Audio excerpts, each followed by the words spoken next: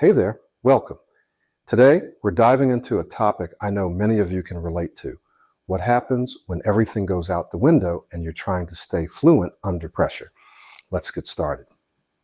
Part 1, why speech skills seem to disappear under pressure. So, why do our speech skills just seem to vanish when we're under stress? Well, it comes down to something called the sympathetic nervous system. This is your fight or flight response kicking in. In high pressure situations, your body actually directs energy away from the parts of the brain that handle planning and coordination, those areas we rely on for smooth, controlled speech. It's focusing instead on survival, which is great when we're in danger, but not so helpful when we're trying to communicate effectively. And so other factors can make this reaction even more intense. For example, past experiences. Think about times you've blocked or stuttered before. Your brain remembers these moments, which can trigger that tense reaction again. Environment. Speaking in front of superiors, large groups, or unfamiliar faces can really ramp up that anxiety, making it harder to access your regular speech patterns. Old thought patterns and habits. If you've spent years reacting to stress in a certain way, your brain automatically goes into freeze mode when it feels that same tension. The key takeaway here is this: under pressure, your brain is prioritizing survival over fluent speech, which is why we sometimes feel a breakdown in our ability to communicate smoothly. Part 2, preparing to stay calm and fluent under pressure.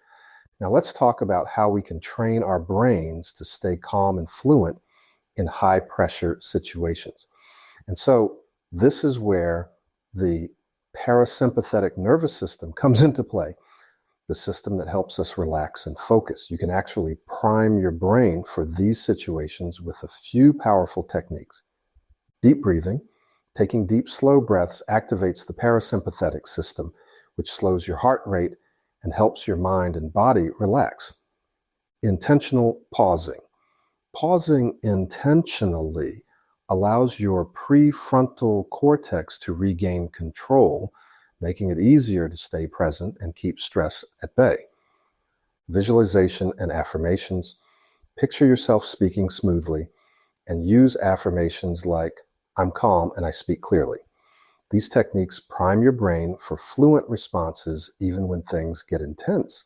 And here's the thing: practicing these techniques regularly can actually build resilience.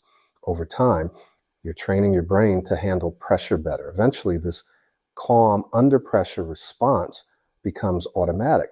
So the main takeaway here is that by training your brain, you're building resilience. This makes it much easier to stay fluent and confident no matter what situation you're in.